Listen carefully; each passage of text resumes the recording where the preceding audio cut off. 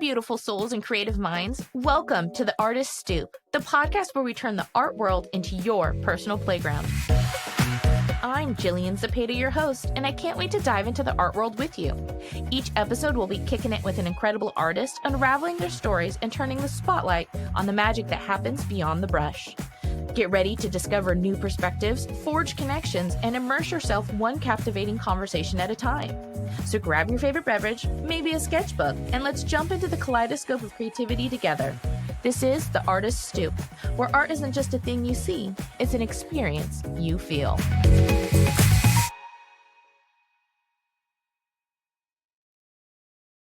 Hello, everyone, and welcome to another episode of The Artist Stoop. Today, I'm thrilled to welcome Camille Oudinot, a French-Argentinian artist based in Paris. Camille's work has captivated audience worldwide, with pieces sold in France, New York, Switzerland, Argentina, and Mexico.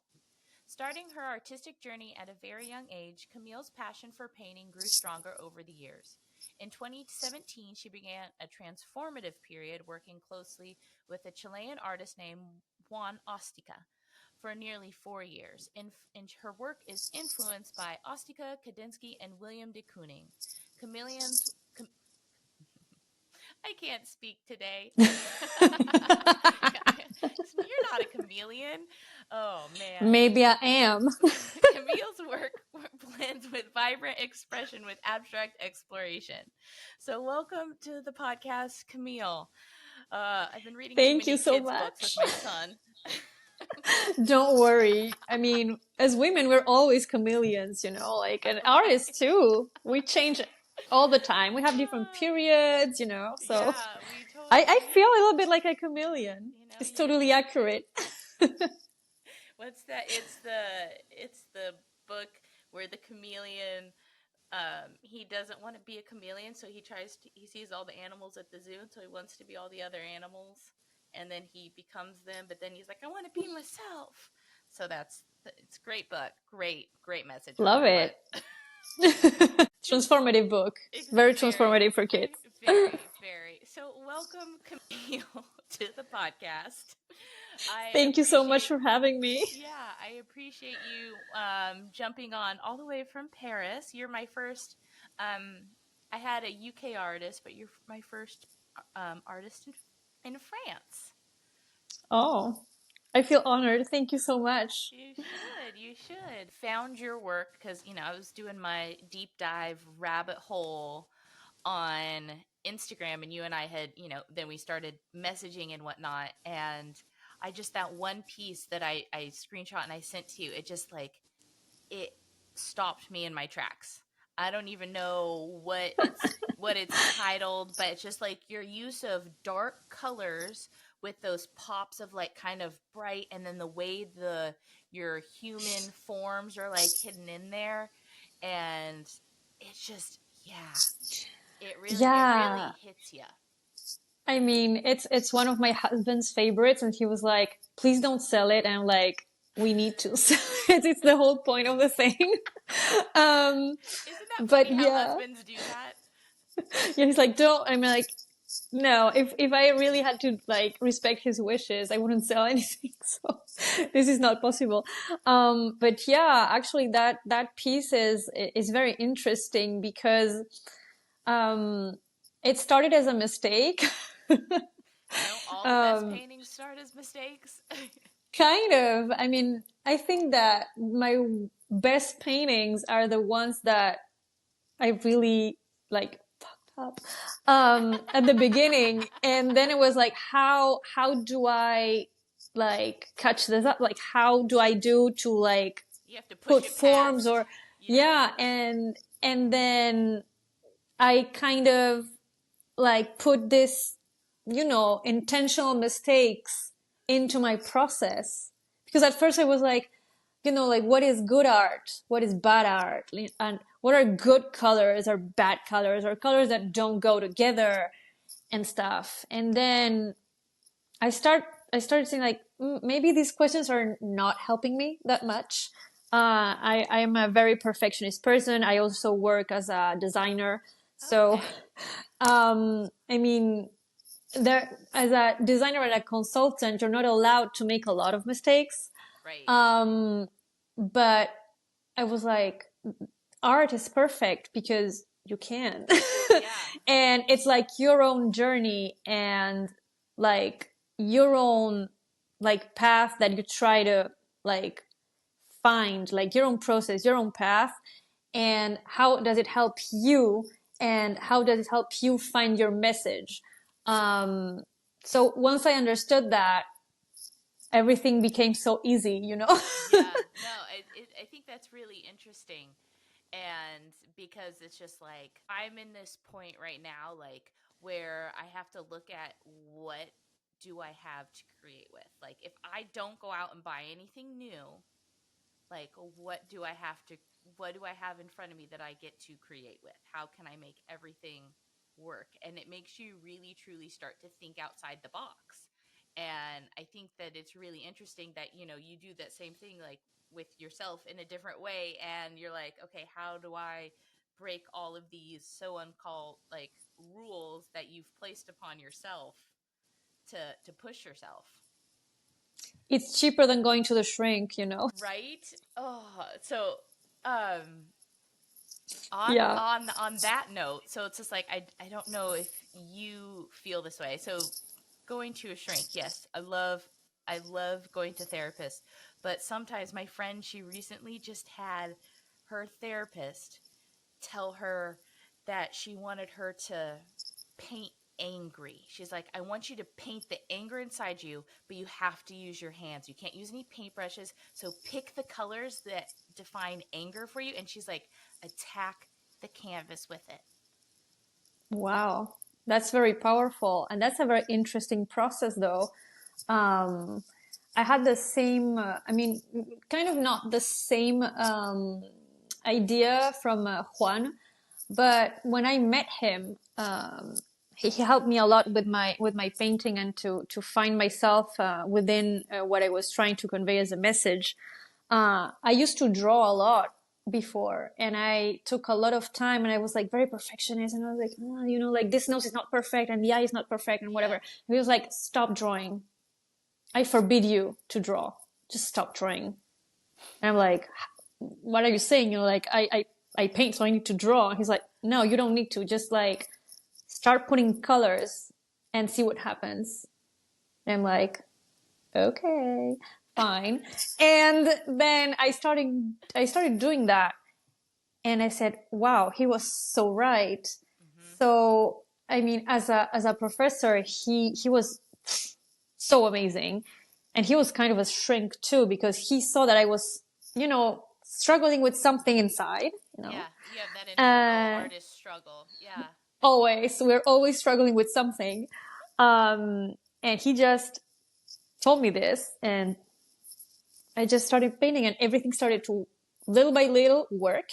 um but I think it's like, as an artist, you're always fighting against something. It's like either something within yourself or external or both.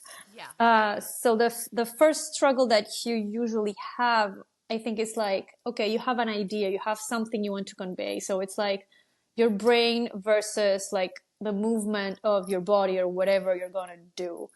And then this movement needs to translate itself correctly. I mean, it's From the not the best vision. word, but Yeah. from the vision to Yeah. the canvas. And Mm-hmm. then once you've done that, then I mean, you need to see actually the message that you thought that was like in your head and in your movement and everything makes sense in the place where you put it. Yeah. So It's a lot. it's a lot. It It's a really lot. is. And I think that sometimes, like, when people look at artwork and they go, my least favorite saying, like, oh, my kid could do that, or I could do that. And I'm like, Yeah, oh, no, really? Please go ahead. come and try. Because trust me, even I don't know how I did what I did sometimes. Right? Do you ever like look at a painting and go, how the heck did I get there? Yeah, often. Like, I don't know, sometimes it's like, it's this another, like, how do you say, like, it's another type of struggle. Like when you see something and you're like, okay, I just want to repeat this, Mm-hmm. but you can't. You're like, I don't know what I steps I I took to get don't there. I don't know, because you're kind of absent, because there's like so much going on in your head and in your body and your movement and everything, and you're like, okay, and you try. I've tried to replicate some things, like some stains, or I couldn't do it. I think that's and really interesting. Yeah. and it's better though, because I mean it forces you to replicate, like to go again into your process, like your mind, your movement, and the canvas, and try to invent something else for like all of the composition to work. Mm-hmm. So I mean, I don't know, maybe it's nature that's done this to us. I don't know, I'm not Yeah. sure. I Maybe it's our brain is wired this way. Yeah, I like to call that the flow stage. Like when I Yeah, am just, totally. when you're just like mind, body, everything is like in line, and like even like you just don't hear anything around you, and you're just present with like the painting and what you're creating, and you just, it's funny, like your body just knows what to do. There's It does. times when you're struggling with it, and then there's times when you just act and you don't think, you That's know? the best. And That's the it, best. it and it's a feeling that like I think all of us artists, like we try and chase, like I need to Oh get to yeah. that elevated flow stage. Yeah, and do you think that that's like, I always thought, I mean, yeah, it's called flow, but I think that it's very related with intuition. Like it's Yes. 100% intuition, and in the art, like this art bubble, it really works. Mhm. Maybe like your intuition would not work like outside this bubble, Yeah. but when you're doing it in art, it always works. Mhm. But then like there's this little something when you start asking questions about like, oh, maybe this color wasn't right, and maybe this shape should have been whatever, and then you lose it, and like, Mhm. god. Yeah, right. And I think it's interesting that I just lost my train of thought. Um that there's sometimes where we then I know what I was going to say. Sorry. Um I find that if I try and create every day, whether it's Mm. doing my writing my poetry, or even doing Mm. quick little, not sketches, not drawing, but painting with like doing little sketches on a small piece of paper, um that I end up getting to that flow state quicker rather than if I hadn't Hmm. painted in a long time. It's like almost like you're practicing to Yes. follow that intuition. It's a, you know, do do you I know, find I that? totally get that. I totally get that. Like, well, for some time I had to stop painting because, when I moved to Paris and everything, I was in a very, very small apartment. So I couldn't fit my canvases in there. Usually my canvases are pretty big. And I was kind of frustrated because I felt that I was losing it, you know. And when I started painting, because, I could find like a better apartment, a bigger one. Um, it kind of, it was hard to like get there. It's like when you stop doing sports. It's Yeah. exactly the same. And the more you paint, the better you get at it. And yeah, it totally, like the flow state, that magic, you can find it like so much easier, so much easier. Hmm. So yeah, I've had this experience and it was very, very frustrating. And at the beginning was like, maybe I lost it, like maybe I shouldn't be doing this anymore, and it's just like focusing on my like design work elsewhere. But then I remembered, I think it was Picasso that said this, like, let inspiration like find you working, Hmm. something like this. I don't Yep. know if I'm saying it correctly, but You are. something like that. And I'm like, I need to force myself to do this, and it will come back. Yeah. And it did. So if anyone is out there like frustrated and everything, just like, even if you don't want to paint, even if you feel you don't want to paint, just force yourself. Yeah. Force yourself, it will come back and Yeah. you'll enjoy it. And I find that, I don't know if you, I'm starting to do this more. Like when I was in high school and whatnot, we were in art class, like we had to carry, we had to do a sketchbook and we had to turn in so many sketches. And normally it was drawing. Mm, We had to turn in so many sketches by the end of the week and turn it in, get graded, and we get our sketchbook back, kind of a thing. And I got away from sketchbook for so long because it was drawing, because I felt mm, the need to be a perfectionist. But I'm like, I have ideas that I need to get out now, and so um, I've been doing, with gouache, like doing my mm. ideas and just getting it on paper quickly, colored pencil, gouache, whatever, just to get the colors out, to get it doesn't have to be perfect, Yeah, and it just totally. has to be something, and it just has to just get the juices flowing, because I find that once I get the idea out, I can then think past the point of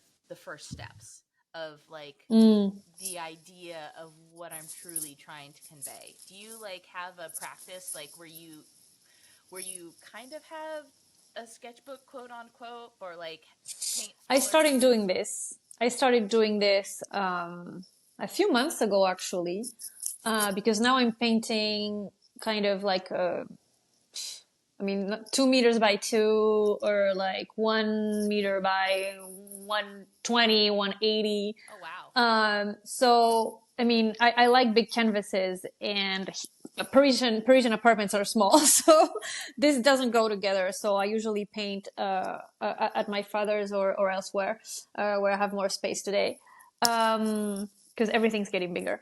And yeah, I started this sketchbook, and at first it was like, like it's weird, like it's so small, and because I feel like I cannot like really like get into the canvas. Like the canvas needs to Like be a as big as I dance am, so that you you can know? it's a whole body Yeah, movement. Yeah. yes, exactly. And I'm like, like doing just like little movements like this, and I'm like, this is ridiculous. But then something comes out, and I'm like, okay, like it's not horrible. And I could use this. I don't know how, because I'm really exploring sketchbook. I've never done this before, um, but I feel like it kind of it's like the pieces of a possible puzzle, that I could rearrange into something. I'm not sure how yet, but I'm testing. I'm really testing. Um, but that's it. Like, I think that if people that don't have space, you're kind of obligated to have a sketchbook. Like, you cannot really escape this if you want to keep your mind active and Yeah. not lose your flow. Um, but yeah, I mean, my dream is like to do at least like 2 by 2 or 3 meters by three. But it's very hard to sell that type of pieces in Europe. At least for now, it Yeah. hasn't been easy. Not in Texas. We have lots of big walls, so we just need to bring your work here, and Awesome. we will find a big house with a big wall to put it on. But no, I find that interesting. I've had other artists say the same thing, because like painting, and I don't like painting small either, but it's just like I'm starting to force myself to do it, just because not everyone also can afford the price point of a larger painting. Yeah, So it's just yeah, like so true. putting yourself out there. So tell us, like, how did your artistic journey begin from childhood to now, and how has it like influenced your, because you said you've been creating for like pretty much all your life. Yeah. Yeah, I mean, I can't remember a time where I didn't draw or paint or do something with my hands. So my dad is my biggest reference. So he did a lot of gouache paintings. So we went a lot to like do horseback riding and stuff in Argentina, and he loved to paint the horses and the landscapes. So I mean, that was his thing.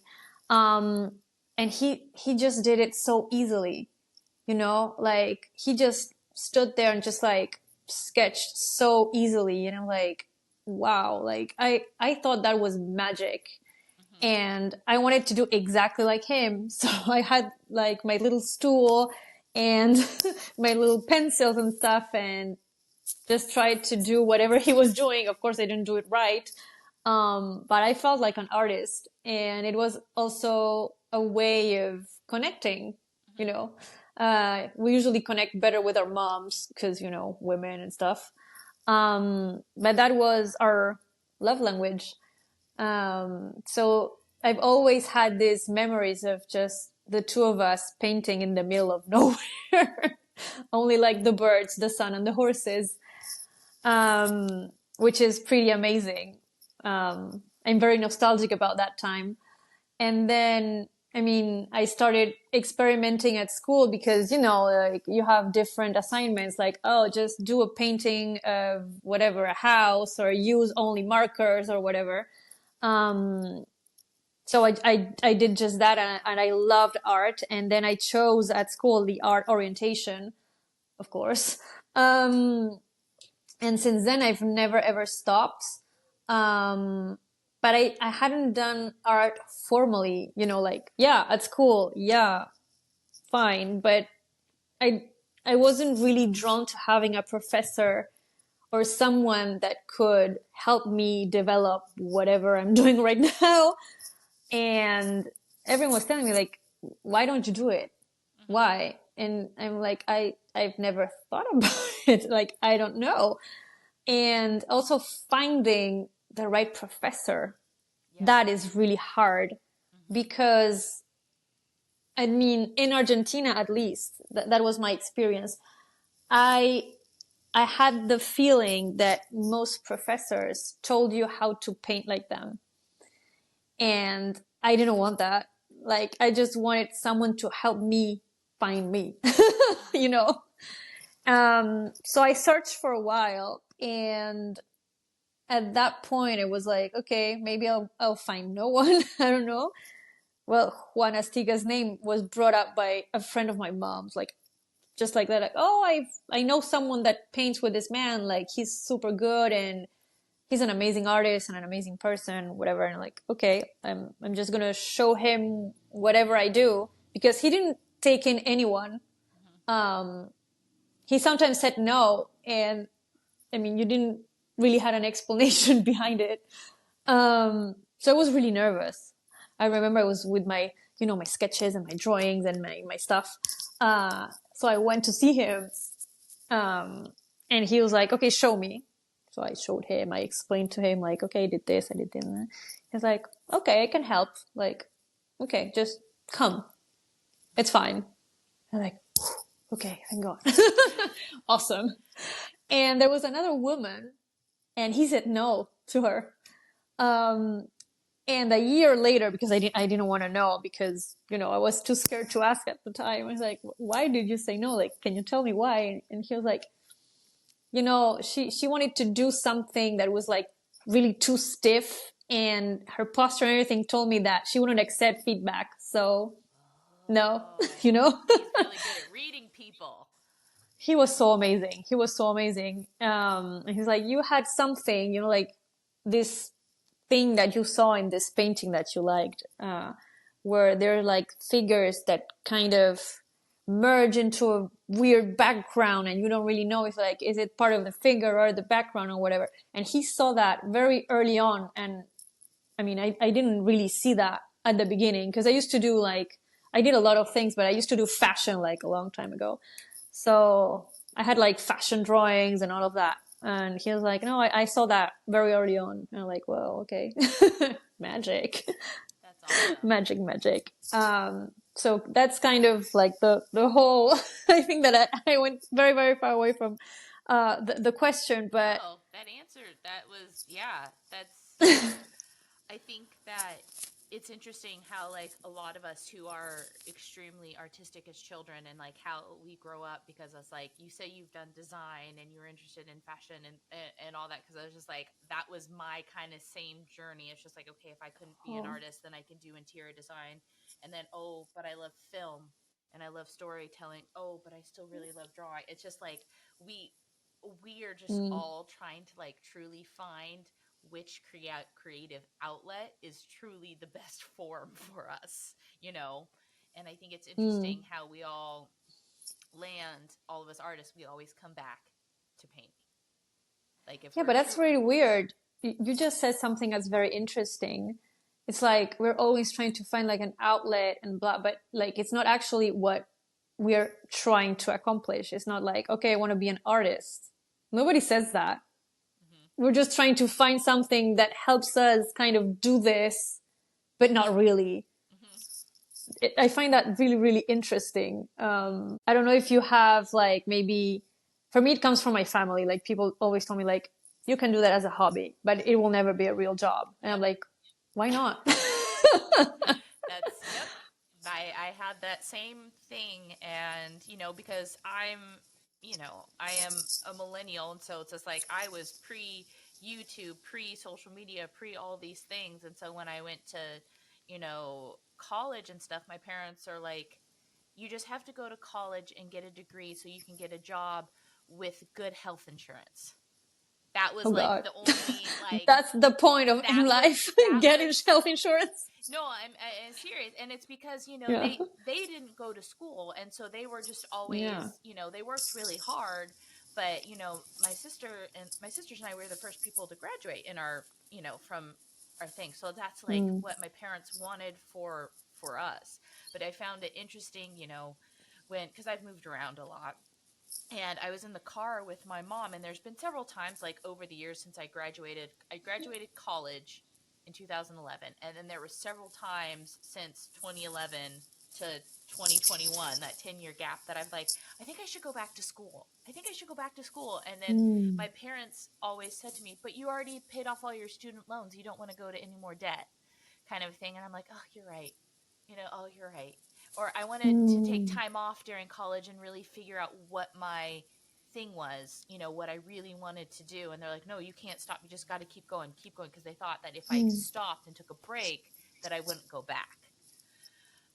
But my mom and I were in the car one day, and this was 2 years ago. And she looked over at me because I think we were going to one of my art shows or something. And she's like, you know, I wish, in hindsight, she's like, I wish we would have listened to what you wanted and what you thought was best for you, and Wow. that it was just That's it amazing. was Some really parents never recognize that it was ever. really powerful moment. I'm like, oh, Thank you. mom, love you. But it's just like it's all part of our journey and our history, and it seems that we have these people in our lives, that come and push us in all these different ways. But no matter what, us artistic people, the artistic child that's within, we always come back to art, no Oh matter yeah, what in our lives. because we need it. We We need need it. it. We cannot survive without it, and it's really What? hard sometimes to explain that to someone who's not artistic. Yeah, he's like, it's a hobby. Just like do something else. Like do something pragmatic. Like something that makes like, yeah, okay, fine, but you could also like if you put a little bit of effort into it, you can sell. You can actually maybe little by little live off your passion. Like it's not impossible, It is not. And I mean, I've painted for so long and nobody knew. Hmm. And then one day, one of my friends is like, you did this. Like, I want it. Like, I want it from my apartment. And I'm like, really? Like I was surprised because nobody ever said that to me before. Like my mom was like, I like what you do, but it has a lot of, passion and bodies and, boobs and whatever. And nobody would like to see boobs, in their homes. And I'm like, why not? Like, To which, because I always painted the woman's body too. So I'm glad that you weren't the only one that had that same like struggle. You're like, I want to paint the woman's body. Like it's a beautiful yes, form. But then it's beautiful. I throw back and I was like, do we need to go back to like the 1800s? Do you need to see all the paintings where all the boobs were hanging out? People like They're amazing. they're amazing, and they were like, they look like porcelain Yeah. goddesses.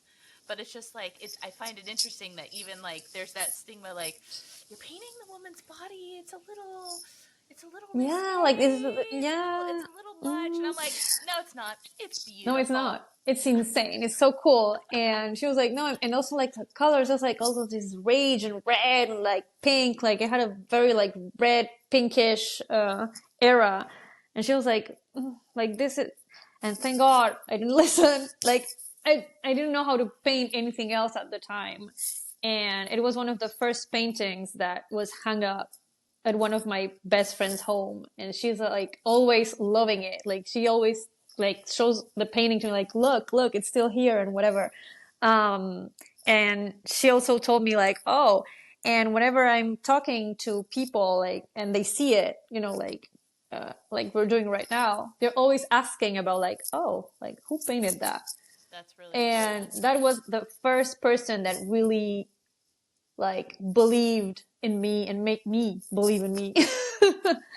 We need uh, those people in our lives. we need those people, but it took a long time. It took like 7 years, 8 years Yeah, I'm to about kind of the same. start selling and start saying like, okay, maybe I need to invest a little bit of my time and money in this, Hmm. to see what happens. And of course, like maybe it won't like turn into something great very fast, but if you can sell a painting a year, Hmm. that's a lot. Yeah, Like it is.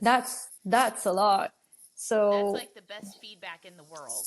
Like oh yes. more than a praise from a parent or whatnot. It's just because it's from someone who doesn't know you and doesn't.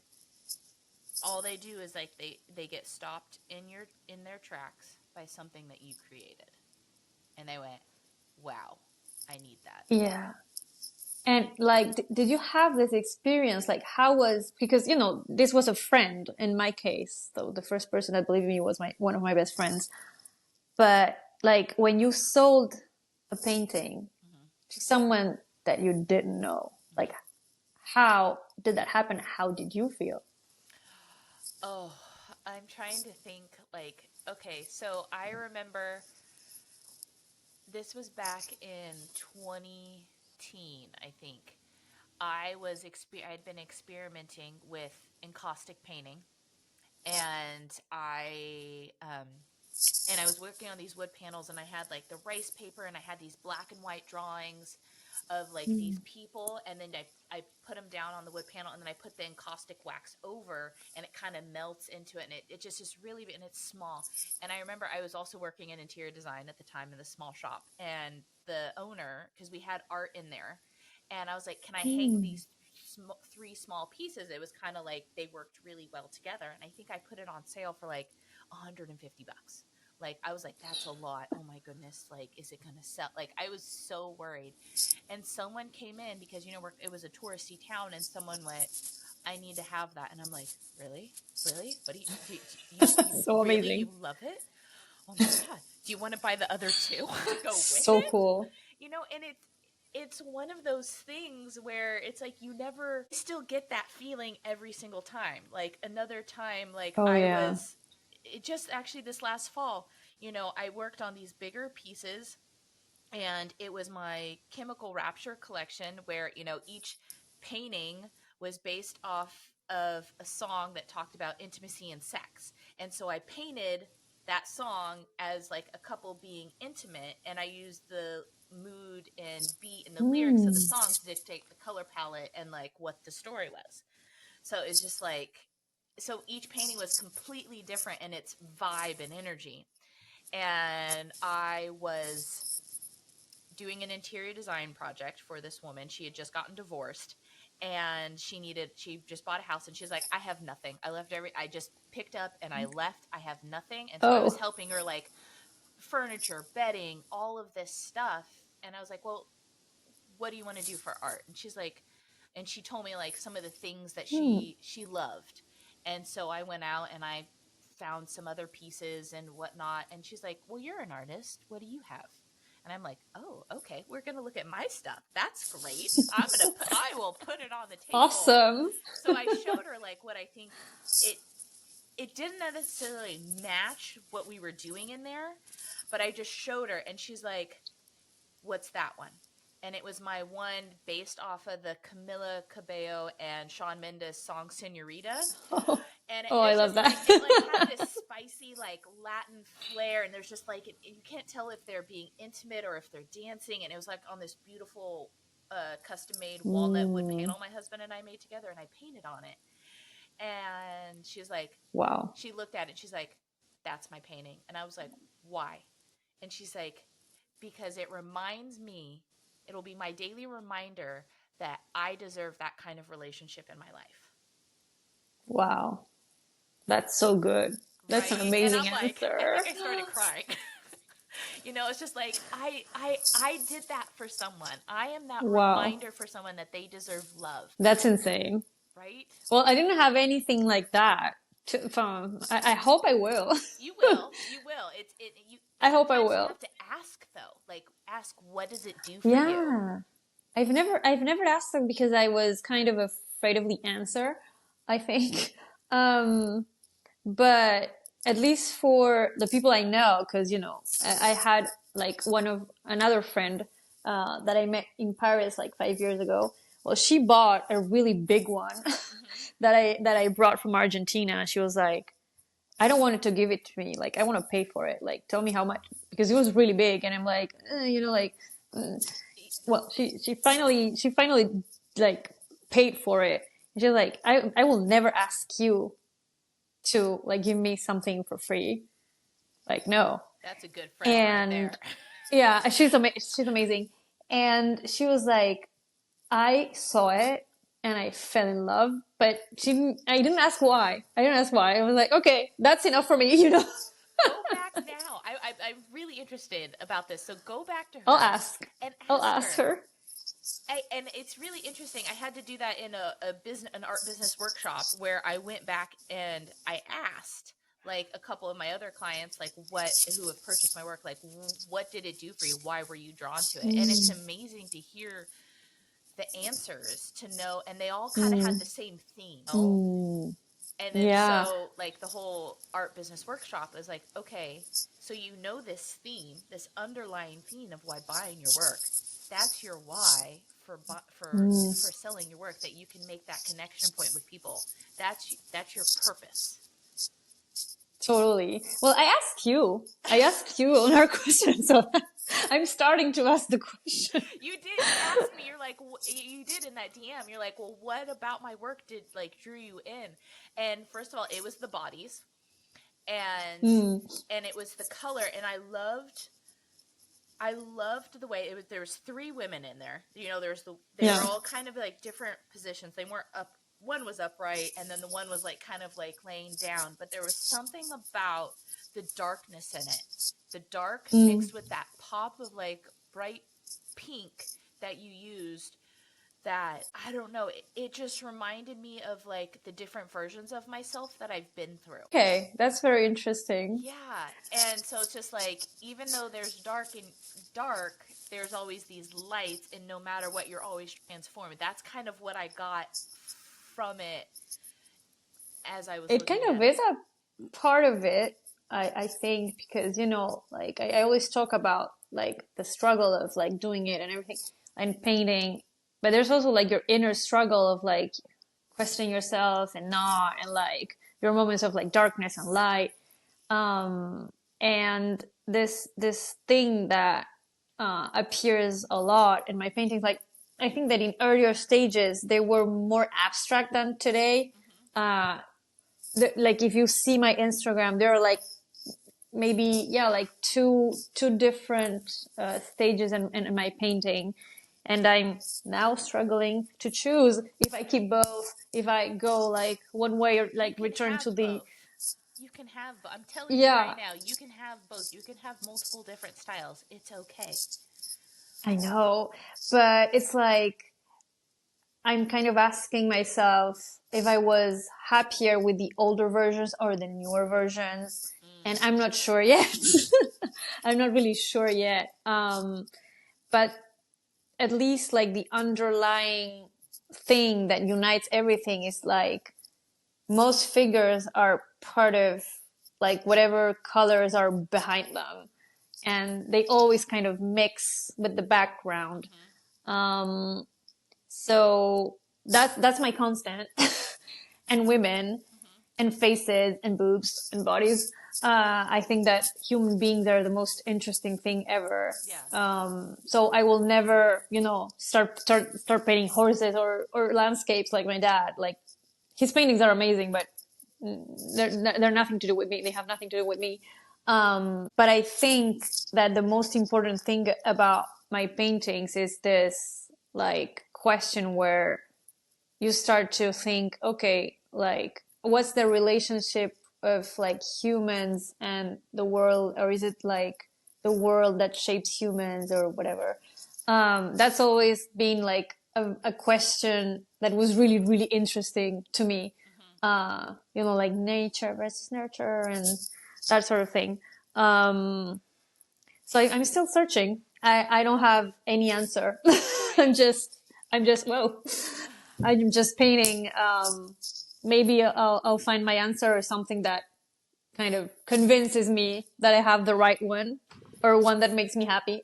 I know. I think it's really interesting that, you know, why, because I paint bodies too. Like you know, I ever since I was younger, I fell in love with Edgar Degas, like after the Bath series and whatnot. And so he is like the Oh yeah. reason why I started painting bodies. Like all my friends were doing all Oh. these abstract things and whatnot, and landscapes because I grew up in the mountains in Central Oregon, so everyone was always painting Mm, landscapes, and I was like, doesn't do anything for me. So I think yeah. it's interesting why other people paint bodies, and for you to have like your this beautiful reasoning of like how we exist in the world, nature versus nurture. I think that's a beautiful theme to explore because you have in your paintings you always have more than one body, but they're not full bodies. They're like half No. bodies, and I think it's really really interesting, and I think that it's the way that you've done it is really beautiful. And I think that's one of the Oh, reasons, thank you. like, obviously I was drawn to that one piece, but like that really drew me in. And the boobs. Yeah. And the Obvious. boobs, And the boobs. always. Always the boobs. Obviously. Always. Yeah, I think that like for the unfinished bodies, like I always wonder like should I have finished it, No. and then I just like put like a spatter of paint or like a very weird shape that could resemble like a limb or something, and it just worked. I'm like, now I'm done. Hmm. I'm not gonna finish it. I'm done. I think it's really interesting. So the fact that one told you to stop sketching, you know what I mean? Yeah. Had you, because I did that too when I came back to art after a while, like I was using my sketchbook, using pencil and charcoal and all that, and Mm. I was painting like the human form and the faces and whatnot, and I Mm. eventually had to get away from it. It's just like I think it's interesting that because we could paint it, we could do Yeah. it, but we choose not to, you know? And it's I think it's us using our intuition as artists going, "Oh, it doesn't need to be in there." Yeah. It's interesting because I mean the mind uh, and whatever we're looking at, even the eye tries to finish forms. It's how we're wired. Um, but then I'm like, let's go against that Yeah. and just make it interesting because I mean, if I drew forms, I think that I would draw more like everyone else and it wouldn't be different. Yeah. Of course, like I'm inspired of like the Koning and Cecily Brown. I love Cecily Brown. She's a genius. Hmm. But like she doesn't even draw bodies anymore. Like she's more. I mean, you can in like you see something. It's like maybe it's a body. Maybe there's like two bodies, but it's more like an impact. Like a lot of paint and um things that you cannot really tell what they are, but you like your intuition tells you like, oh, there's bodies in there. Yeah. I think that's really I don't think interesting. I'll get to that level of abstraction because I don't think I'm interested in that level right now. Um, but I kind of try to marry both words, like abstract and whatnot. And that's how I found this interesting language to me and to some people, because, like I've sold stuff. So, um, at least some people find it interesting. Yeah. I think it is interesting. Obviously, that's why I was drawn to it. So, so you say Kandinsky is one of the other artists that have like influenced Yeah. you in your work. So, what about Kandinsky? Because you obviously you reference Cicely Brown and de Kooning, but what about Kandinsky's work that is just Yeah. like I mean, brings an it's influence? more about, of course, his colors and what he kind of created, because at the time it was very unique, Mm-hmm. like nobody was doing what he was doing, but he took a long time to get there. And I don't know, like, you see an artist or whatever, like a body of work that's in a museum, and you say like, oh, this dude was already famous, like he was genius. And no, he got famous when he was like 40 or something. Mm-hmm. um and I was like, wow, I didn't know. And he struggled a lot. So I'm like, okay, of course I love what he does, but it was also his journey that was really interesting to me, because at first I believed that if you didn't like sold a painting, or become a little bit known when you were like your 20s or something, Mm-hmm. like you were a failure and you were never gonna get Yeah. anything, or sell a painting in your Yeah. life. And that was really stupid. Like even when I say it today, I'm like, Right. why? Like it doesn't make any sense. Yeah. But when I read his bio, I'm like, wow, okay, like I could get there at 40, maybe Right. someday, Yeah. or at 50. I Mm-hmm. don't know. Artists sometimes get like this really complicated journeys, and they take a long time to get like to their unique language. But it's really hard because, well, at the time, I think it was easier Mm-hmm. in a sense that you were not as polluted, um, With as or many. cross Yeah. pollinated with like as. But today we're so influenced by everything, and you're like bombarded with images, and also like, I don't know, I'm going to talk about social media, but like the algorithm, like when you see something you like, it's going to show you more of what you like. And you get like into these bubbles, and you think like, oh, I'm not doing this. And the algorithm is showing me all of these amazing painters, and they don't do anything that resembles whatever I'm doing. And you kind of start of like getting frustrated and afraid and everything. Um, and like, no, think about Kandinsky. Think about Kandinsky. Like, go back to that amazing feeling you got when you discovered like his life and how he got where he got.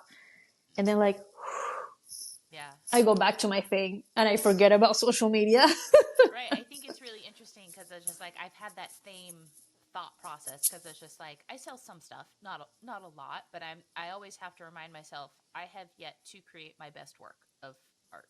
I think like my best That's work so is yet to cool. come, and especially like when I've done an art fair, I'll walk down around an art fair and I go, I don't see anything like my work, and I have that same Amazing. That's exact amazing. and that's the thing. It's just like I have to remind myself that I'm unique, and I just haven't found my right tribe of people that see the beauty in my work. And so it's just like you have to the fear of like, you do ask yourself, should I change what I do? Should I do something different, like in order to, Always.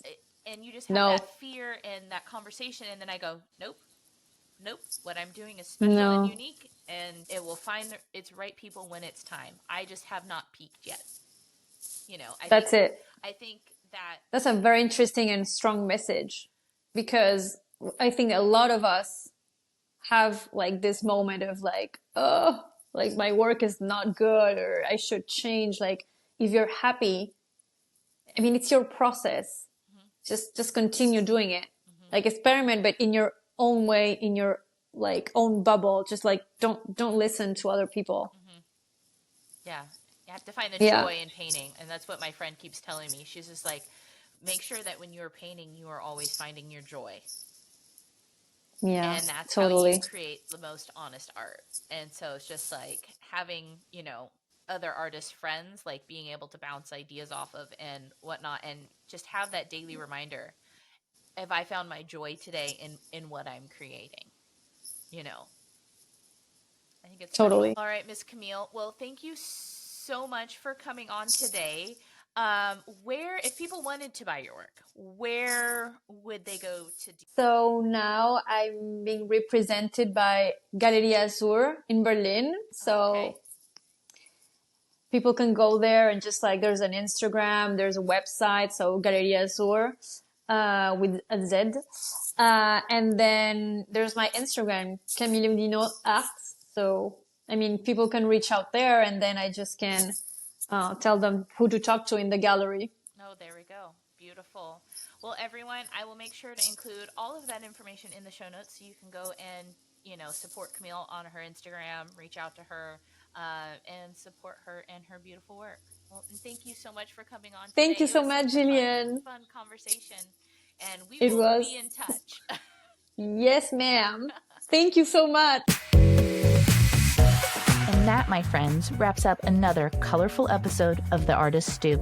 A huge thank you to our incredible guests for sharing their art and stories.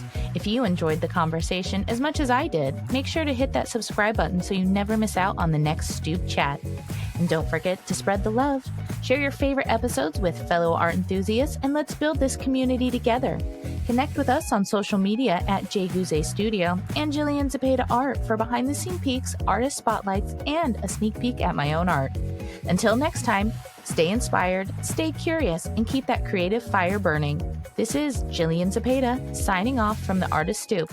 And remember, the world is your canvas, so paint it vividly.